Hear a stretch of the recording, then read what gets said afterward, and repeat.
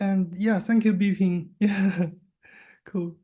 Um, wow, this is a great and really long discussion today. Dear Professor Chris Dede, a very warm welcome for you. Hi, great. And I want to quickly update you about what we did today. So it Good, is thank you. yeah 9 p.m. in Beijing. So in past 11, yeah, more than 12 hours, I think. We had lots of meetings and discussions, presentations. As I share the agenda with you, we start with a very interesting topic. We asked Chinese students, 15 years old, 16 years old, and also American students and Canada students. So we all joined the discussion, asking them to share their understanding. For example, what's considered being cheating when in the age of AI.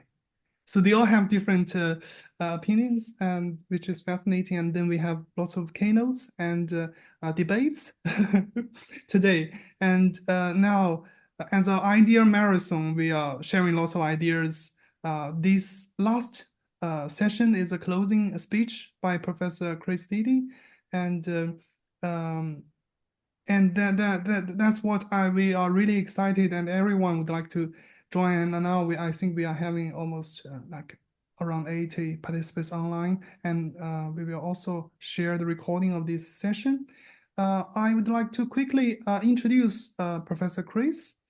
Um, and Professor Chris is a very well acknowledged professor in education technology and more broadly in education. I think everyone, every researcher within China, outside of China, we all acknowledge your work and thank you so much for your more than 40 years of study and research.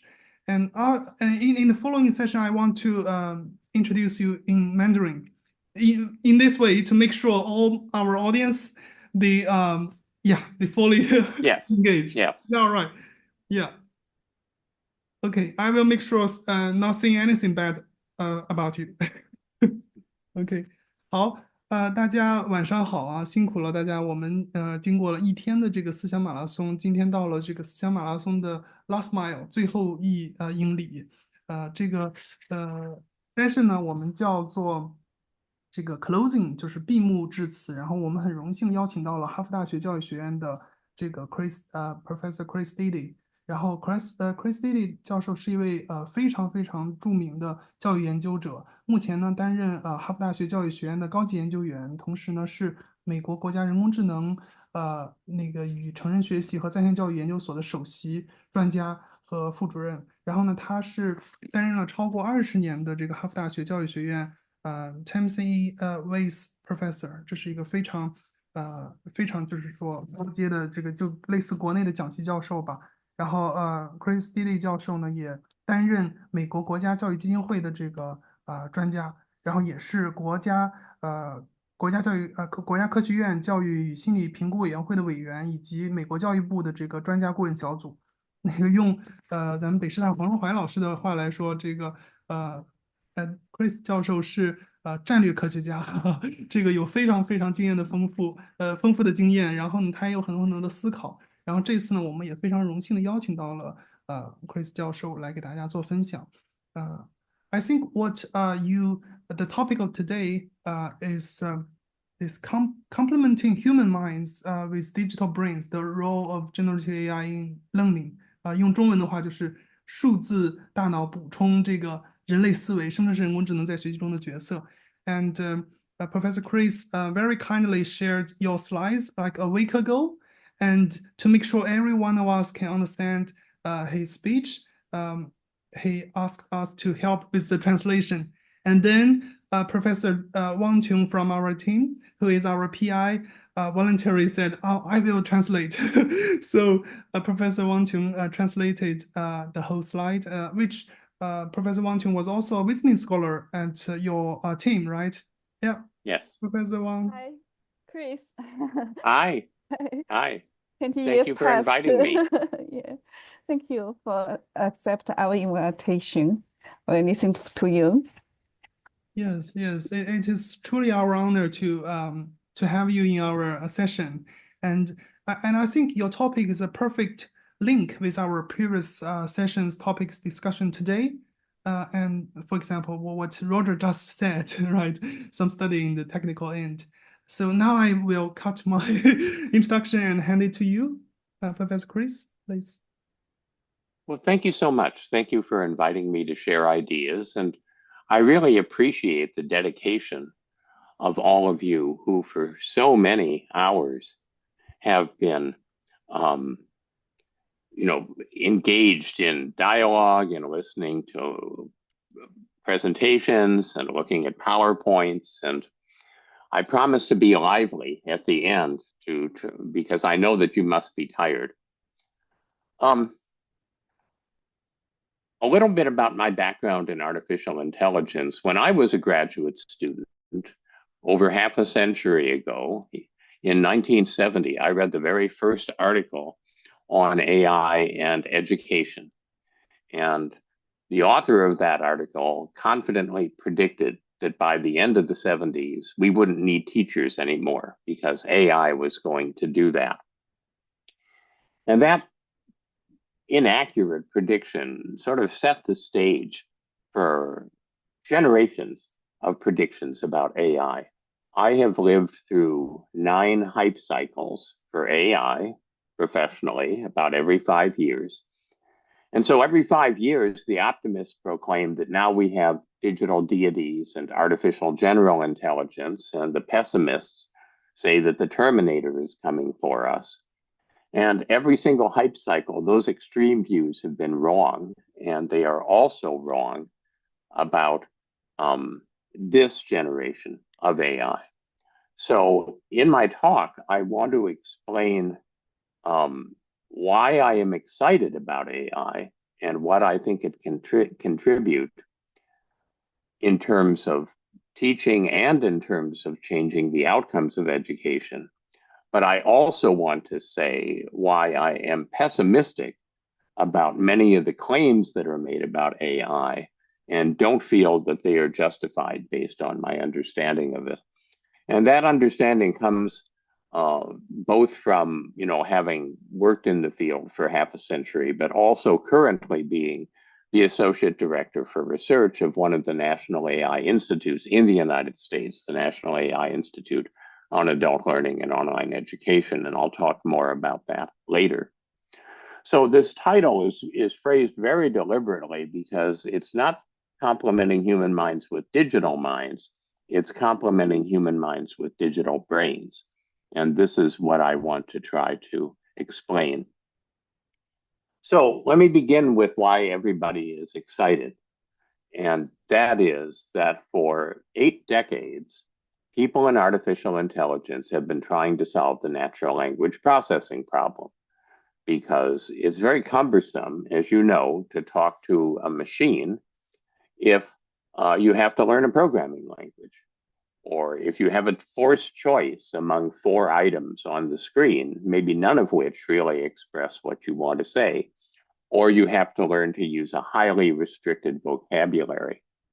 And after 8 decades, generative AI is finally the breakthrough that allows us to use natural human speech and have the AI respond appropriately. Now, again, I'm being very careful about my wording here. I'm not saying that the AI understands what's being said to it. It doesn't. I'm not saying the AI comprehends what's being said to it. It doesn't. But it does find patterns in what's said to it that it can respond to appropriately. And we'll talk more about that as we go on. So if it doesn't understand and it doesn't comprehend, why are people making such elaborate predictions about generative AI as if it were artificial general intelligence? Well, this is due to something called the ELIZA effect. Also, when I was a graduate student, a professor at MIT at that time, Joseph Weizenbaum, was an AI and natural language researcher. And he developed a little program called ELIZA that mimicked a therapist. So it was based on a school of therapy where the therapist repeats back to the patient what they're hearing. So you could talk to Eliza, type to Eliza, and you could say, I had a rough day today. And Eliza would type back, I hear your day was difficult. And you would type, my boss is a very challenging person.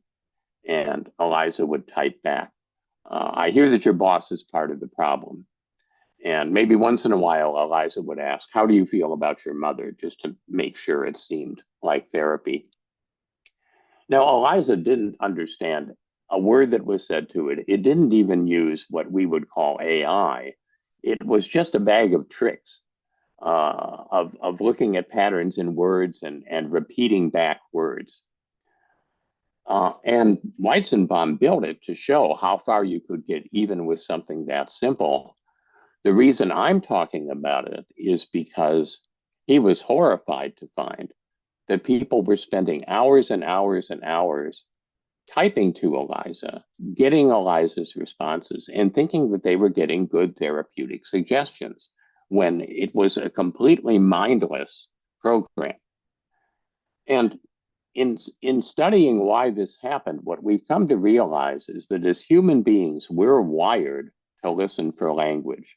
Our neurological systems, the preconscious brain, is wired to listen for language because when we're born, as an infant, we learn probably the most complicated thing we learn in our entire lives, which is to listen to human language and to start to understand what it means and to start to be able to produce it ourselves. But that also means that when we hear a language or see language of any type, we assume that there's intelligence behind it. We're wired to think that there's intelligence behind it. And it doesn't take very long with a parrot to realize that there is no intelligence, but generative AI can fool us into thinking that there is intelligence. So the Eliza effect is why people consistently overestimate what generative AI can do, in my opinion. So the biggest impact, I believe, of generative AI, that is to say, natural language processing and complementing that with the other things that AI can already do in terms of finding patterns, is not to change how we teach, even though it will change how we teach. And I'm excited about that, and I'm going to talk about that. But the bigger effect is to change what we want to teach, what we want as the outcomes of education. And that's called intelligence augmentation. Intelligence augmentation is when a human being and an AI work together. Each does what it does well, the human mind and the digital brain. And the combination of the two is greater than the sum of the parts. The synthesis, the partnership is powerful in terms of what it's able to accomplish. So the idea that machines are changing the nature of work and what economists call the division of labor is not new. It's been true since we moved from a hunting and gathering society. But generative AI, certainly because it has natural language processing, is having a huge impact on a wide range of occupations. This is a forecast that was done last summer by one of the consulting firms. I wouldn't pay too much attention to the forecast in terms of its specific predictions because people who studied these forecasts find that they're often inaccurate. But where the forecast does tend to be accurate is identifying the kinds of jobs, the kinds of human roles that are going to be affected by AI. And that's a very broad range, including human roles that we never thought would be affected by AI or not in the recent future because of the capabilities with natural language processing. So what are these partnerships like? Well, they involve complementary roles of human judgment and AI reckoning. So science fiction for a long time has wrestled with what these human AI partnerships look like. Some of you may be fans of Star Trek: The Next Generation, for example. you might recognize Captain Picard, the wise human being who runs the starship, and Data, who looks like a human being, but is actually a machine, an android, an AI. And the two of them interact in powerful ways that make Picard better at doing his job. Data does what we can call reckoning, calculative prediction. As his name suggests, he can absorb enormous amounts of data very, very quickly. The starship is under attack. There's 20 different ships out there. Data can synthesize all of that in microseconds and make predictions and pass those predictions on to Captain Picard. But Captain Picard has human judgment, practical wisdom that lets him decide on the basis of the predictions and other things that he knows what to do. A less fictional example is cancer doctors, oncologists. They increasingly have AI partners, and the partners can do something that no human doctor can do.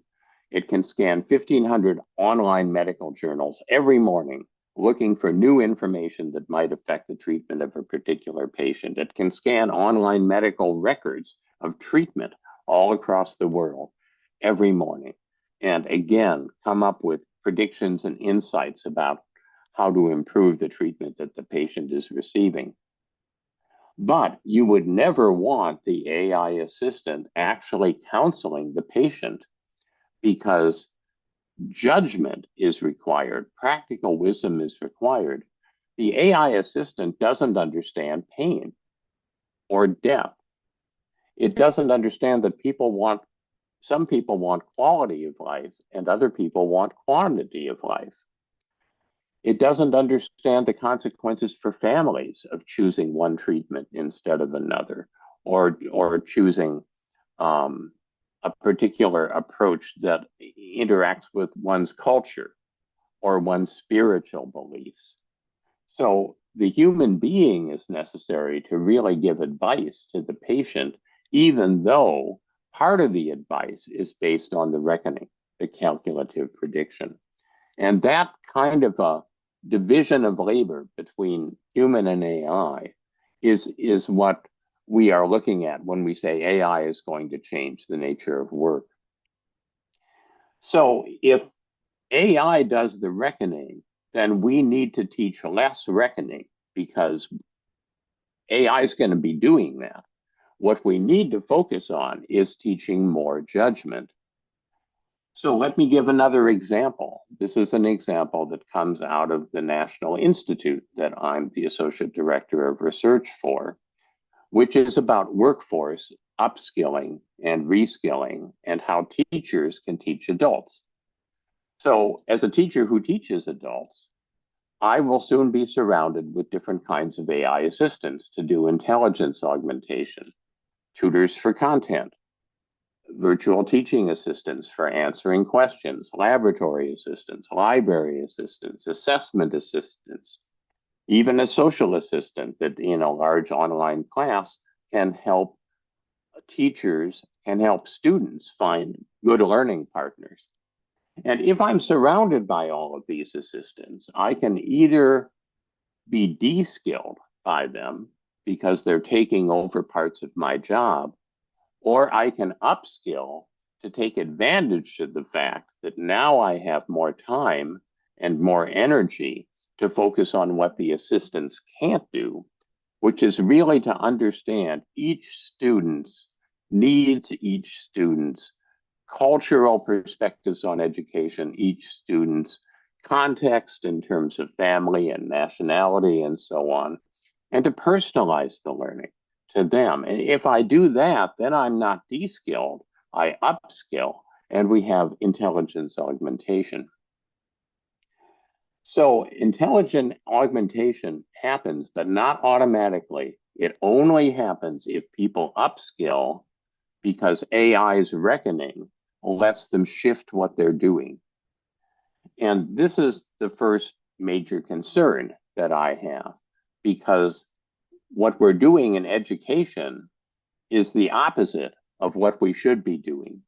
We're teaching reckoning so that students will lose to AI instead of teaching judgment so that people can complement AI.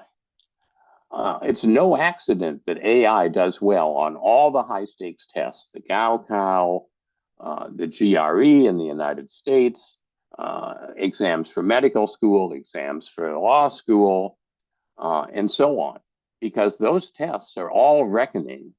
Psychometric, summative tests are based around measuring reckoning. And so if we say, well, Harvard is a wonderful institution because students are graduating and they do really well on these high stakes tests when they get out of Harvard, well, what that means is that we haven't prepared the students well because they're now have learned to do what AI is doing instead of learning to do the human side of the partnership. So I believe the single most important thing that we need to do in education because of AI is to change what we're teaching and what outcomes we want to have. And let me just step back from AI specifically to talk about why that's so important. In 2020, I co-edited a book about new models for lifelong learning. And the book argues that the next half century is going to be very difficult for human beings. It's going to be disrupted. It's going to be challenging. It's even going to be dangerous. And we can say this with some certainty because climate change is going to cause huge problems. We aren't meeting any of the 20 UN sustainability goals, which is going to cause huge problems. Um, the advance of technology, not just AI, but many other technologies, are going to disrupt work again and again and again. And so we really need to graduate people who love learning and are confident about it, who are flexible and resilient, who have a growth mindset and initiative. These are not things that you find on tests. These are things that you learn by doing. These are beliefs and these are dispositions rather than cognitive outcomes. You can't tutor these. So this is why we need to think so carefully about how we alter education to teach more about judgment and less about reckoning. We don't have time for me to pause and give you 5 minutes to talk to each other. But after this talk, think about how much of the current curriculum that you are involved in is teaching reckoning and how much judgment. And do you believe this proportion should change based on what I'm talking about? And if so, how large a rebalancing should occur? How big should this shift be from reckoning to judgment? Also, thinking about your own work in education. To what extent are you preparing students for self-directed lifelong learning as opposed to preparing students to get high test scores or preparing students to get their first job as if it was going to be their only job for their whole life? So are you teaching not just knowledge and skills, but are you teaching self-regulation for self-direction? Are you teaching beliefs and dispositions like the ones that I listed earlier? Because if not, then we need to rethink those outcomes because of what AI is doing. If this is of interest to you and you'd like more detail, there are 2 reports that I've co-authored that are available for free on the web from another institute that I'm part of, not the National AI Institute, but at Harvard, something called the Next Level Lab. One is on intelligence augmentation, goes deeper on what I just said. One is on navigating the world of generative AI in education, and that is what I want to talk about next. So let's talk about learning. In teaching, we use proxies. So we teach something and we say to the student, we want an essay, or we want a painting, or we want a symphony, or we want an analysis. We want some kind of product, and that product is a proxy. So we grade the proxy and we say, you wrote a good essay, so you must understand these ideas and how to write essays, and so I'm going to give you a good grade. Another way of thinking about that is to say that in learning, the destination is the journey, because it isn't the proxy that's important. It's the journey that you take to be able to produce the proxy. If it's an essay, it's thinking about what your own creative ideas are about what you're writing the essay on, and then learning to organize those ideas, and then learning to express those ideas to others, and then learning how to make that really engaging and interesting to others so that you have an impact on them. And the essay at the end is just sort of a warrant that you went on that journey. So one of the real risks with generative AI is that you can short circuit the journey. I see people who say students don't need to write essays anymore. AI writes essays. You just have the AI write the essay, and then you have the student edit the essay and, personalize it a little bit. Well, that couldn't be more wrong, because you're not learning when AI writes the draft of the essay to take your original thoughts and express them. You're just looking at AI's thoughts, whatever those are, and reacting to them. So it's very important as we look at how we teach that we never do students' thinking for them. You don't want a person to do your thinking for you, and you don't want a machine to do your thinking for you if you're trying to learn something. I'm not talking about work, I'm talking about learning. So let's look at how this plays out in 3 different kinds of teaching and learning. There's, of course, many, many category systems we could use, and I'm just using this one because this is a speech and we don't have much time, and it just keeps things simple. So learning can be acquisition, where people are taking knowledge and kind of making you familiar with that knowledge and taking skills and making you able to do those skills. Learning can be participation, where you're part of a group and the group has a larger task, and it's the group as a whole that is doing the learning and the creation of the product. And so you have to learn how to participate in a group like that. And then there's learning as knowledge creation, where now you are generating the knowledge, and you, either individually or in the group, are making a contribution of something new. So most of what we study in research is learning as acquisition, because if tests are the outcome of education, this is the part that focuses on the tests, which is no longer a great idea.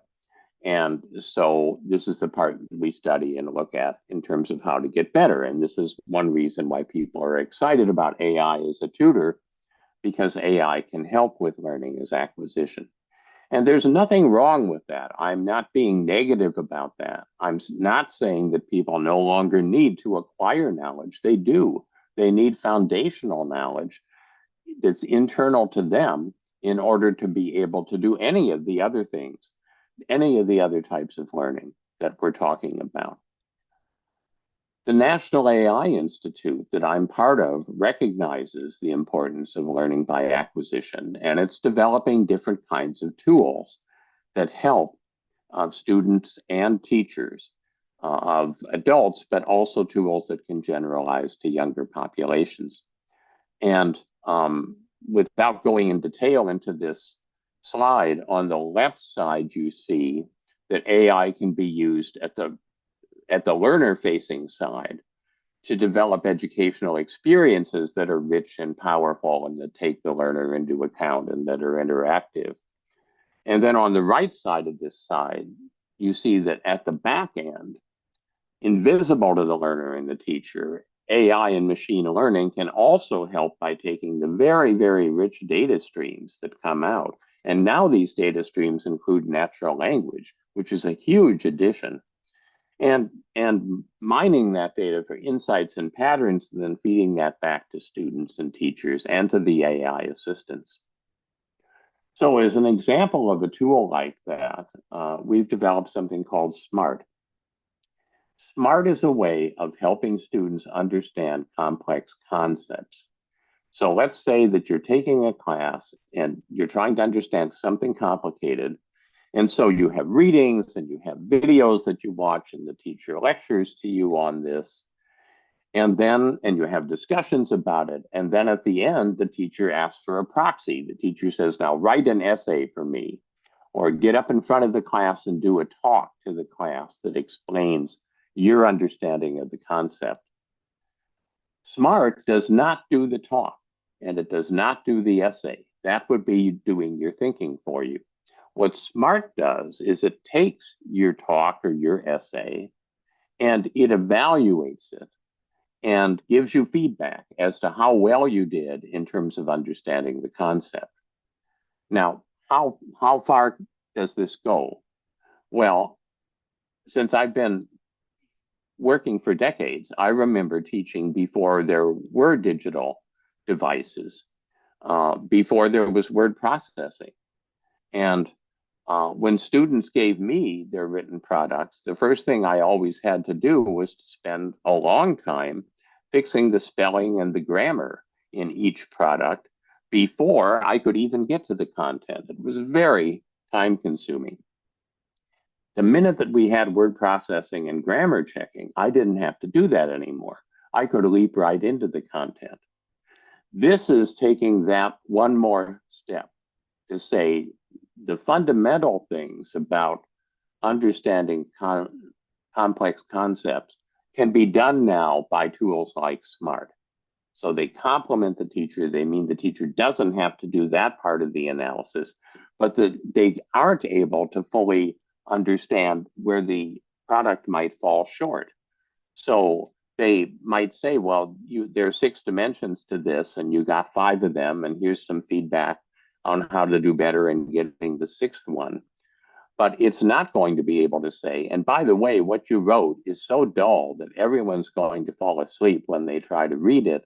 And you have to find a way to make it more emotionally engaging. AI doesn't understand that. The teacher would be the person that has to do that. So it's a intelligence augmentation way of helping students understand concept learning. And we have 6 other tools that we've built that I could similarly explain. I just want to say that I think that GenAI can add wonderful things to tutors, but it's important to remember that tutors can only do a fraction of what students really need to know, and that there are many things, especially things that relate to judgment, that tutoring cannot accomplish. Tutoring reduces those things to a recipe, which of course they are not. So it's very important that we not just say, well, now we've solved education's problems because we're just going to tutor students on everything and then we're going to test them to show that they know everything. That's a fundamental misreading of what the world is going to be like in terms of actually making things happen in the workplace and in life. So in the workplace and in life, learning as a participation is very important. That you have to learn to actively participate in social and cultural practices and become part of a community for learning and a community for doing. And one of the things that happens when you engage in that kind of learning, it's called situated learning. So in the US, to be a doctor, after you go to medical school, you have to become an intern in a hospital and then a resident in the hospital for years. And the reason is that you learn not only from the doctors and the other medical practitioners in the hospital, but you also learn from the context itself, from how the hospital is organized, from where the equipment is located, from what the practices are that you're watching. It's called legitimate peripheral participation, and it leads to identity formation. There's a lot of research on this. AI can help with this. So I have a colleague at Harvard, Nicole Mills, who is a professor of French and head of the Department of Romance Languages. And she teaches in her French course, in part, learning by doing. So this is a simulation. It's a simulation of a surrealist museum in Paris, in the Centre Pompidou. And it's inhabited by chatbots who are visiting the museum. And of course, the chatbots speak French. And there's been a murder. And you are the detective who's come to the museum to try to solve the murder by interviewing the chatbots and seeing if you can decide who did it. So it's very engaging. And the goal isn't to solve the murder. The goal is to learn how to speak the complicated type of French that's required in order to interview the subjects about subjunctive things that might have happened. So these kinds of authentic simulations where it's close to what you might be doing in the real world, but you can use AI to make it authentic because now we have natural language processing and more sophisticated machine learning. That's an example of the kind of AI tool that could help with this kind of learning by participation. I'm also engaged in a project that's outside of formal funding organizations about negotiation, where we're developing a negotiation curriculum that could empower people that would be virtually free. And a big part of the negotiation curriculum would be the opportunity to practice. So you learn some strategies for negotiation, and then you can negotiate with a chatbot who acts like a landlord, or like a used car dealer, or like your boss when you want a promotion. And you can learn how to handle these different kinds of situations, getting coaching and feedback afterwards. Just as in Nicole's thing, you get coaching and feedback afterwards.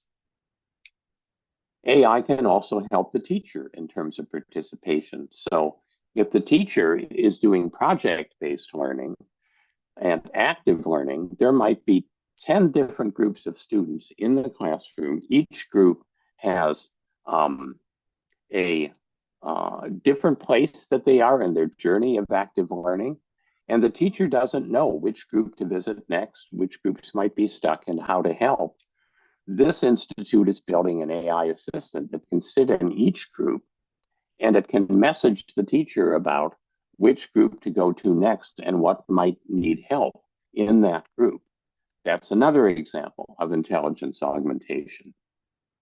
Just quickly, learning as knowledge creation is very important because at the end of the day, this is what we most want as an outcome from education, not to just learn how to do a job and do the role, but instead to change the whole nature of society by contributing new skills, new knowledge, new insights of different kinds. And this, again, interacts with AI in interesting ways because the poet Shakespeare, the playwright Shakespeare, once said in a play, "The moon is a thief. She steals her light from the sun." And that's true. The sun generates light, but when we see by moonlight, the moon is just reflecting light. That's what AI is. AI doesn't generate new knowledge. It reflects knowledge from the training set that it's given, the World Wide Web. And unless we keep adding to the knowledge of the sun, the training set, the human insights, AI won't be able to advance because it doesn't discover knowledge for itself. It just reflects the light of human knowledge. So again, AI can help with students' knowledge building. My co-author for the paper, Dr. Lydia Kao, is working with Marlene Scardamalia at the University of Toronto, who's been working in students' knowledge creation for decades. And they're developing some tools that can help students and teachers to generate knowledge.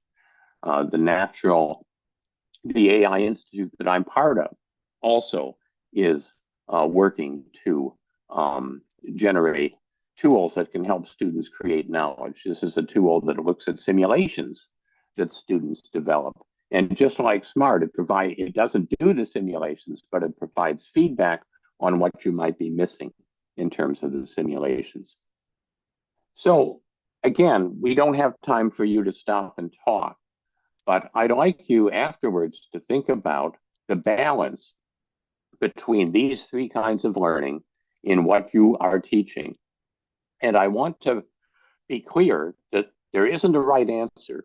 It depends what you're teaching, it depends who you're teaching, and it depends what your outcomes are that you want. So I'm not saying that there's a right answer here.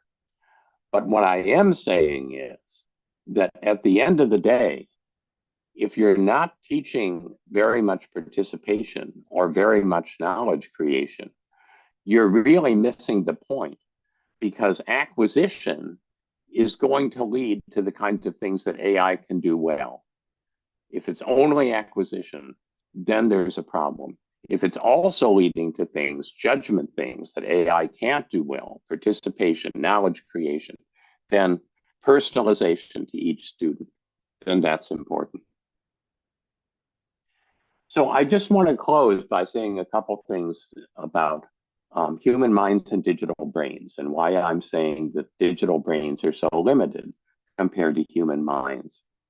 It's important to understand how a large language model actually works for verbal utterances or for text.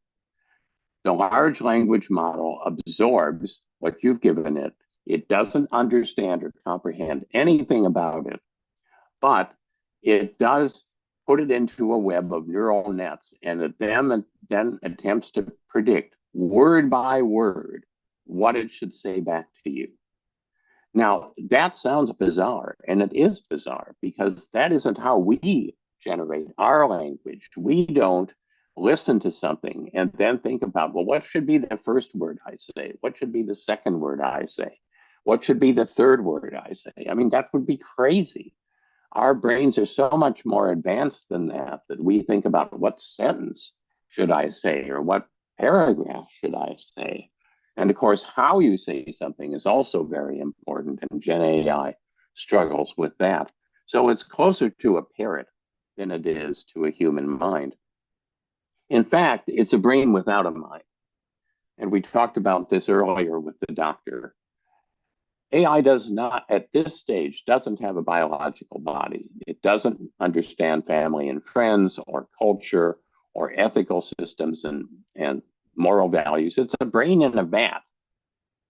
And the brain inside of a jar can do some things very well. It can do calculative prediction really well, but it can't do all of these other things.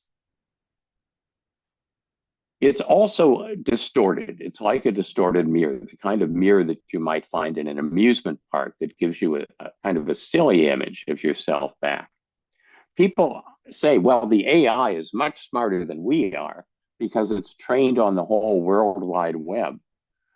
Well, it's not trained on a curated version of the World Wide Web. It's not trained on a version of the World Wide Web where somehow all the things that are true are taken out and that's what's used for training. It's just trained on everything on the web, biases and misconceptions, taking other people's intellectual property and just giving it back as if the AI thought about it. Hallucinating, which is what happens when you predict word by word. You can make up sentences that have no actual existence, but word by word, that's what the prediction comes out with. And so, far from being smarter than we are, AI is troublingly dumber than we are, except that it can absorb huge amounts of data, it can do calculative prediction, and it can respond appropriately if it's constrained by different kinds of roadblocks that you can use to keep the AI from doing these bad things. And institutes like the one that I work in are working hard to understand how to control the AI and keep it from doing these bad things. Now, the optimists might agree with me right up to this point, but then they say, well, Chris, that's where we are today. We're just, Gen AI is in its infancy. Give me 5 years and give me $100 billion and we'll have artificial general intelligence.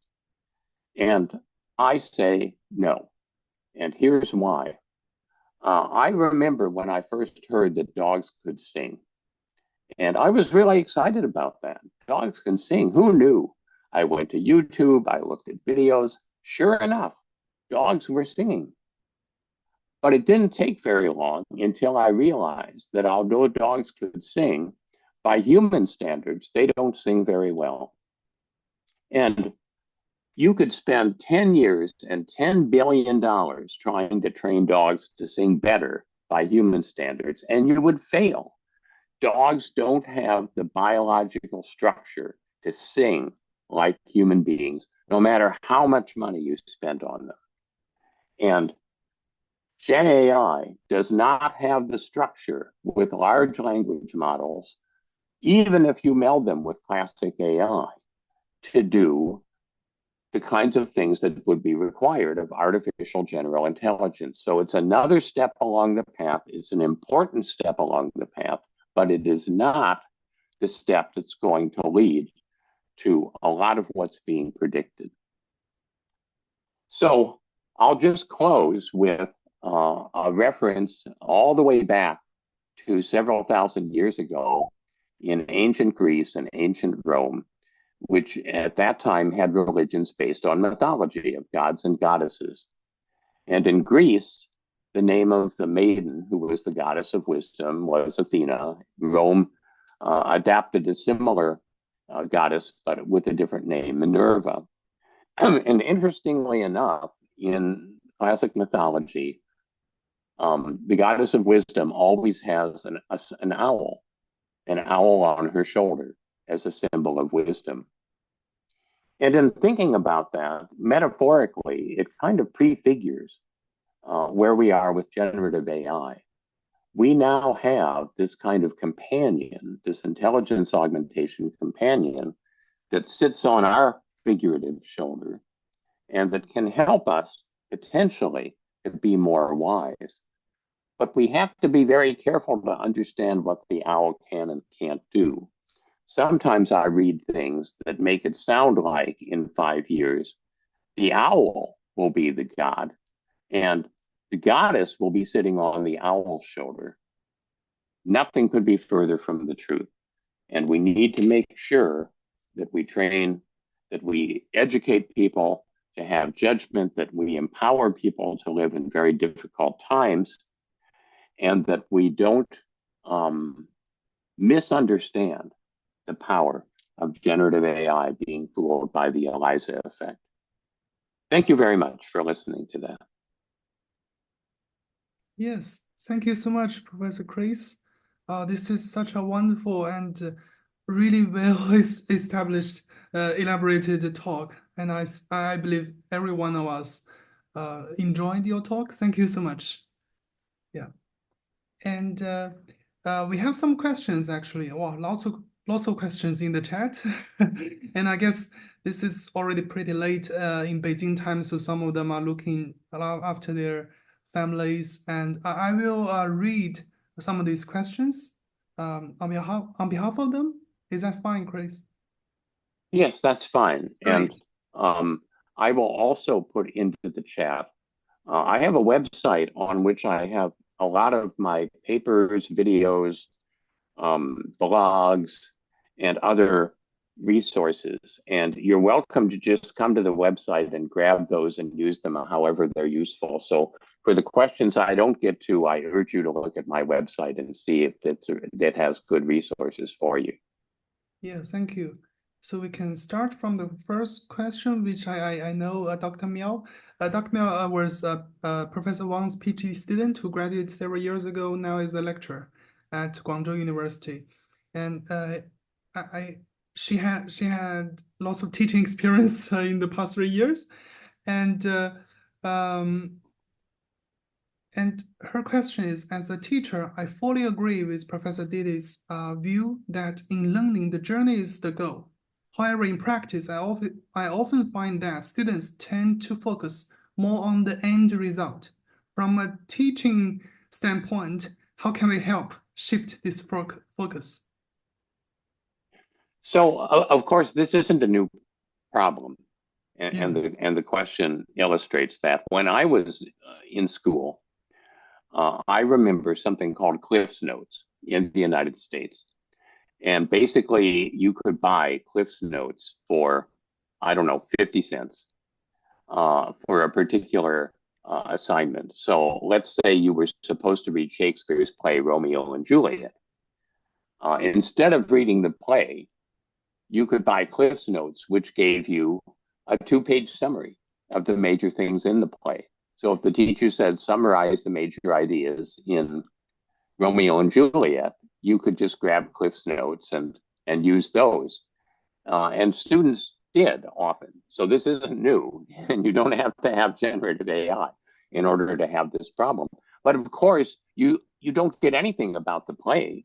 You don't hear the beauty of the language. You don't see the emotional ways in which Shakespeare establishes the relationship between the two. You don't get the historical culture. And I look at surveys now of students with Gen AI, and you ask students, why do you like generative AI? They say, well, it gives answers that are simple and short. Well, if you're trying to learn something complicated and you get a simple short answer back, I guarantee you it's the wrong answer, right? Something complicated doesn't have simple short answers. Those are like Cliff's Notes. So we just need to say to students, this is fool's gold. This isn't real gold. This is fool's gold that you're getting. What I tell my students is this. I say, you've graduated. You're going for a job interview. And let's say you want a job in marketing. So the marketing manager gives you a stack of paper and stuff and says, take an hour, do a marketing plan, and then tell me about the marketing plan. So you have a performance that you have to do in real time, right there in the office, without, anything special to help you.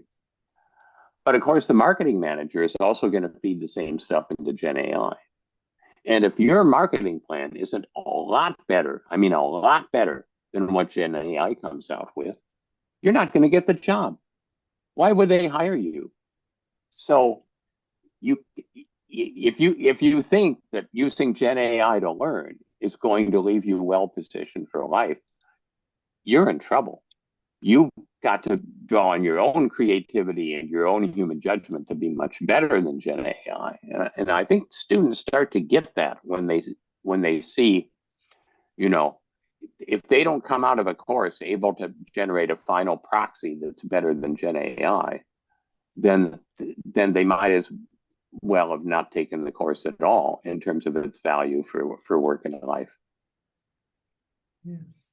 Yes, thank you for this answer. I think this is really critical, and in my own teaching, I also feel this. So sometimes I would like the students to show their process of thinking, not the final product. I value that process much more than the final product. Yeah. Absolutely. In the two reports that I cited in the middle of the talk, the one on teaching judgment has many specific suggestions like that. And you're right that if you have way stations along the journey and you use those as proxies, then students are kind of forced to go on the journey in order to fulfill your requirements. Yes, wonderful.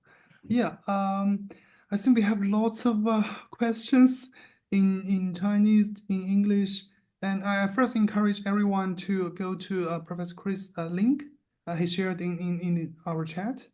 And because we have limited time, so some questions are very general, very big, like will AI has their own conscious in the future, and how and will the future education be AI dominated or still human dominated but facilitated by AI?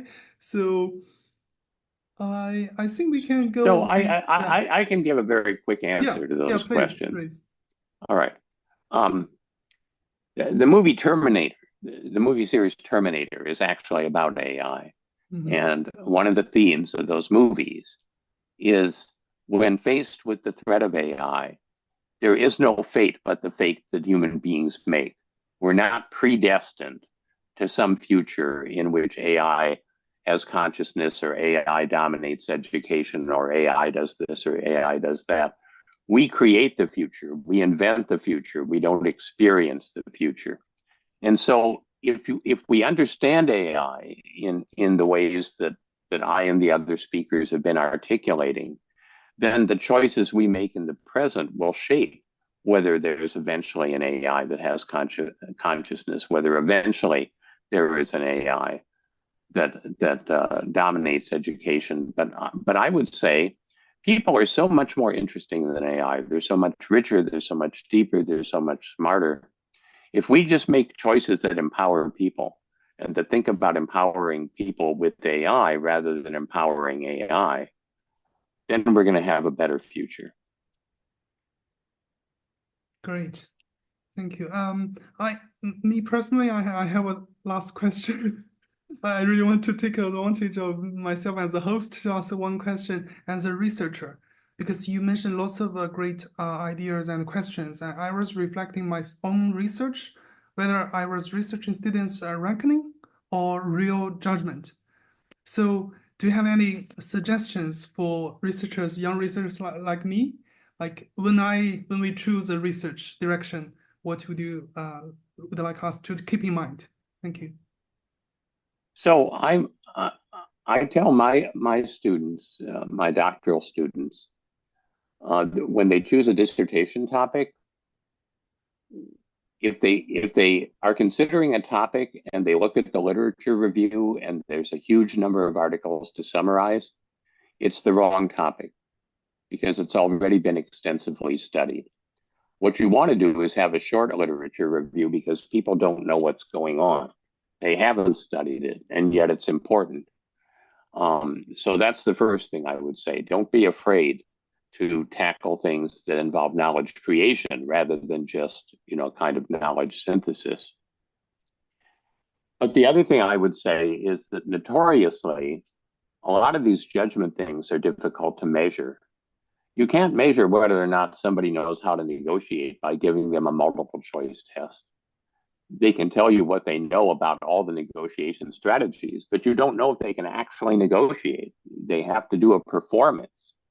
Well, AI is empowering us to create those performances and to assess them in the ways that I illustrated with the French chatbots.